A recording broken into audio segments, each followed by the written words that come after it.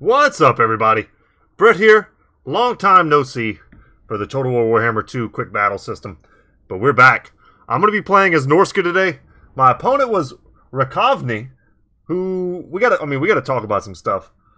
This was an interesting battle for one of my first battles back on the ladder. I decided to go with, let's go ahead and pop our info sheet out here. I decided to go with a very cheap, very wide Norscan build against the Empire. Something that I like to do against artillery factions in particular is going wide and overwhelming them. And this map, not one, guys, I haven't played in quite some time. I'm not super familiar with the maps as I once was. But I noticed instantly that there was an opportunity here, if my opponent deployed anywhere in this open ground, for me to get a pretty sick ambush. So let's just kind of take a look at what I was able to do here. I paired one Norscan Warhound on either side with two Marauder Horsemen. And they were going to be like a nice little attack squad to come in here and try to disrupt any artillery that may have been going this way. But that's not how it happened. My front line is just cheap Marauders, Spearmen, and Standard Marauders. With their Enrage mechanic, they can do a pretty good number against most Empire infantry. And my opponent did indeed go for cheap, very cheap infantry. The real backbone of this army, honestly, is going to be the Marauder Hunters and the Marauder Javelins. These guys with their throwing weapons, armor piercing, they can tear up Empire Cav, and if I can get them close enough, they'll tear up just about anything. For my caster, I have a Famir Balefiend. Let's go ahead and check out his royal ugliness here. We kind of zoom in. Yes. Lore of Fire, I've got one spell. Piercing Bolts of Burning. Because the Empire are very stationary, you can punish them very heavily with this very spammable spell. I've also got an Arcane Conduit to make sure that my winds of magic stay high.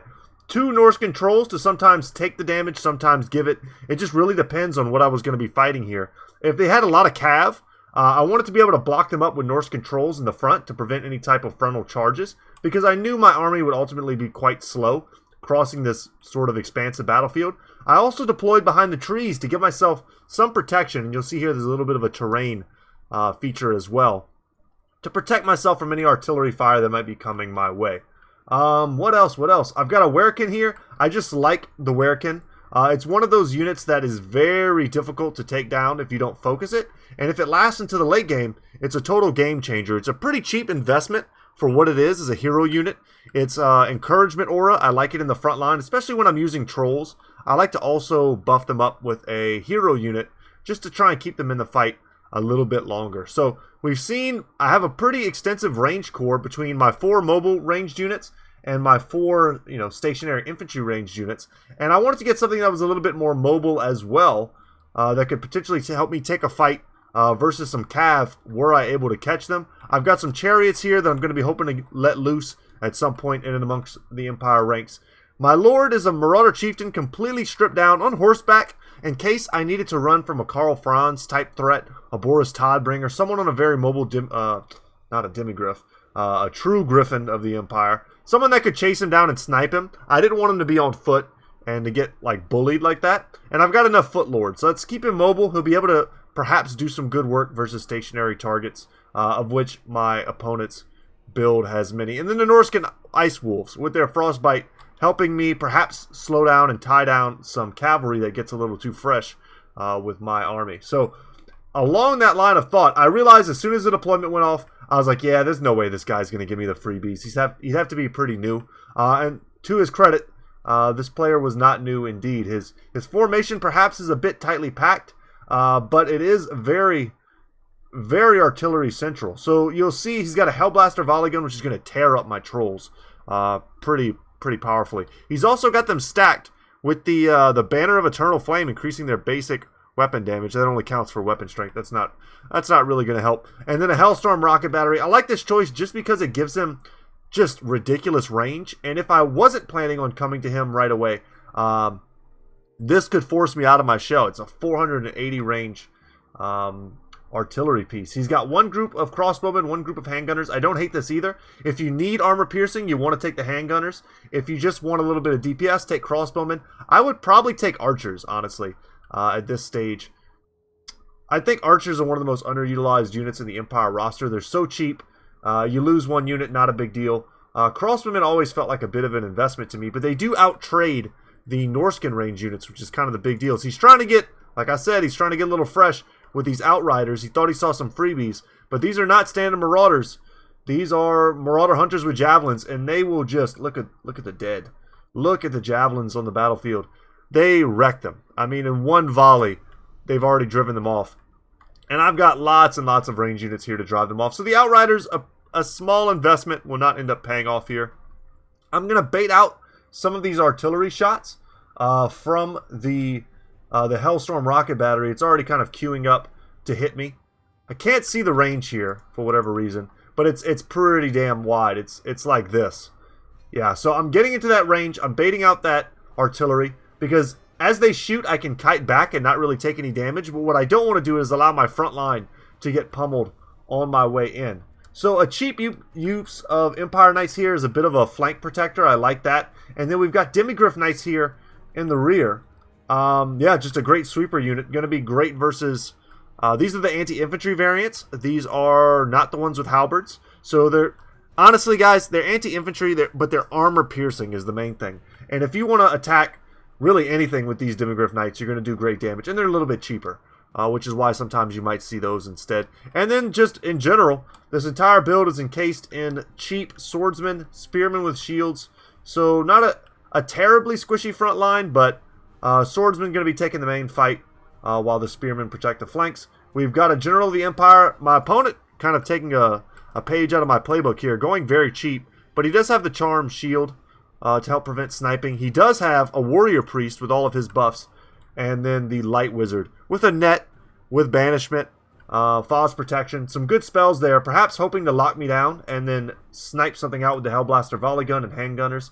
But let's go full speed now that I've almost destroyed my voice with my intro. I love this. It's in a way, it's kind of a build that mirrors my own. We've got 3 heroes. And playing to the strengths of my particular race, I want to rush down. I want to surround. I want to be very mobile. I want to have monsters. He wants to have cav. He wants to be stationary. He wants to have artillery. So we're playing to each other's, we're playing to our own individual strengths, and we just have to see who comes out on top here. So I'm chasing off these Outriders. They are routed. They're broken. But if I don't chase them, they'll come right back. And what I'm worried about more than them coming back is having to alter my formation as I march. As I'm moving forward, I am altering my formations. I'm locking and unlocking hot groups. I'm trying to make it so that as I engage, it's a nice flush, even engagement. Yeah, and there go the Norscan trolls. I wanted them to take a little bit of damage because they do regenerate, whereas the unit models of my Marauders will not. I was hoping that my opponent maybe wasn't on top of his micro in terms of, microing his artillery, and that he might target them as well with the not the Hellblaster Volley Gun, the Hellstorm rocket battery. But he was on top of his micro and dodging that piercing bolts. Good for him, because that would have decimated that entire unit, because they are sort of squared. So the benefits of keeping your formations in these more square-like formations is that they have a really tight turning radius, as you just saw with the handgunners. And he's going to turn and fire on me. And very shortly here, I'm going to turn all of my Marauder Horsemen to shoot at the handgunners here. And I've got my Norscan Warhounds. They went up and around through the forest. I'm going to push this group all the way through to get onto the Hellblaster Volley Guns. And this group is going to get onto the Hellstorm rocket batteries. I was attempting to pin down any unit here, really. And just to kind of back up, sure, the Chariots aren't going to do great versus Cav. But with the help of the Marauder Chieftain and the Norscan Ice Wolves, I would have taken that fight happily versus the Empire Knights. But they're going to slam in the back of my Norscan Warhounds as my front line engages. We've got the Werekin getting in. Let's go K-mode here as we can watch the carnage. Dropping another piercing bolts, this time on the handgunners. Let's see if my opponent is aware. Chariots charging into the back of these spearmen. He is, and he dodges it again. Good on him. It's a sign of a really good player. All my ranged units here, a bit tightly packed, but separate enough that they can all get their volleys off. Trying not to charge my Norskins, my trolls, into spearmen. Getting them into the appropriate targets. Werekin is taking a good bit of work, but he's going to be okay. Some of my Warhounds came back and then routed at the last second. I hated this. They went right off the map. I felt like they could have very easily come back and done some work for me in the fourth quarter, but sadly they did not. And at the moment, I'm trying to use all my tools kind of all at once. We've got some trolls here that have routed. My Famir, I kept him back for a second here, But he's going to get in there. He has magic damage, armor sundering. And the Empire Knights tried to get a good charge off on my Marauder Horsemen, but I pulled them back. And a pretty excellent banishment. It's probably where I would have dropped it as well, right in the center of all these units. But I'm going to split them. I'm going to pull them back. Get these trolls back engaged. My Marauders are going to chase for a minute. I'm going to notice them at some point. And I do not want to leave my Norscan Ice Wolves in this type of fight. They're just sort of backing up all of these other units. I was trying to shut down the Hellblaster Volley Gun, but I did get caught up by these spears. And man, my opponent just on top of his dodges all game. I should have held in order to target blobs of infantry like this. But I was really trying to tax my opponent's micro, but to no avail. He was just doing a great job the entire time. And the Warrior Priest came out to meet us in holy battle. Let's zoom in on this guy. I love these dudes. And we're just going to kite him. I'm going to split up all my forces. No point in letting him catch a Marauder Horseman unit. And we're going to tear him to pieces. The Famir Balefiend. Pretty good melee combatant. Almost no kills on him, despite having one of the most destructive spells in our roster. And as some of my range tools run out of ammo, we're just going to send them into melee. My Chieftain here taking a bit of damage. We're going to pull him out in a second. I think I'm pulling in these Marauders in an attempt to screen. It might be a little bit slow. But as they blobbed up, and I'm pulling in the Norscan Ice Hounds as well. As they blob up, this would be good opportunities for those piercing bolts, but I just didn't hold enough in reserve. And there we go. Chariots pull through. Still have 3 models left. All 3 models, despite all the damage they've taken. And these Marauders coming in late. The Light Wizard, we've driven them off. The big part of this battle that's kind of hard to see is that I was constantly microing my Hunters and Javelins. And, I mean, even my Marauder Horsemen. To try and pick off what I felt like were vulnerable targets. Yeah, and then right there, the General of the Empire managed to smack down my Marauder Chieftain. But I did get the Famir Balefiend on him. I don't know if he's hit him yet. His armor's not lowered. There we go. It dropped down to 65 for a second thanks to the armor sundering. And my Marauder Hunters with Javelins are going to get in. They'll start getting rage as well. But in their full health state, they're not bad melee combatants. And with the support of the Hunters just tossing in armor-piercing volleys versus the General, he's using his Scroll of Shielding and his other abilities to try and protect him from all that focus fire. And he's going to beat down the Famir Balefiend. But I'm chasing off a lot in the backfield here with very few assets. The Skin Wolf has been regenning this whole time. He's chasing off 3 units. My Marauders have chased off 3 or 4 units. And then we're just going to kite this Warrior Priest into oblivion. Yeah, not going to let him get good targets. And that's going to be pretty demoralizing as the General of the Empire basically falls here. The Famir Balefiend did stabilize. But what a great battle. Both of us playing to our strengths. I was able to overwhelm. I think shutting down the artillery, even temporarily, early game was pretty nice.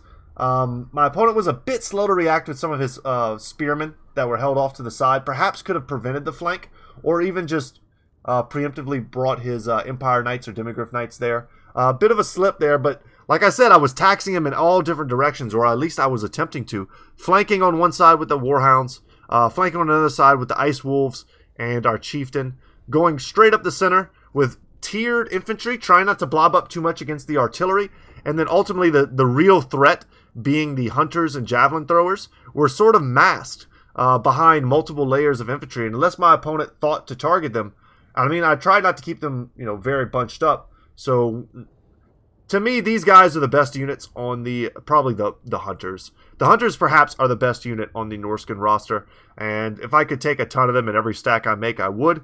And then the Marauder Horsemen, at the end of a long battle, once they've used all their ammunition, they count as light cav. You send these guys in for rear charges. You can break groups. I think I had got a good rear charge off right near the end there, what ultimately might have broken the entire force because they still had a little bit of fight left in them. But guys, thank you to my opponent, Rakovny, for doing a great job in that battle. Yeah, I love this game. I hope to cast more in the future. Hopefully you guys want to see it. My name is Brett. Channel's Goodtalk Gaming. If you'd like to subscribe, like the video, all that good stuff, please feel free. And we have a Discord channel. The link will be in the description down below. But that's going to be it for me today, guys. Thank you so much. And as always, I will see you in the next one. Later, y'all.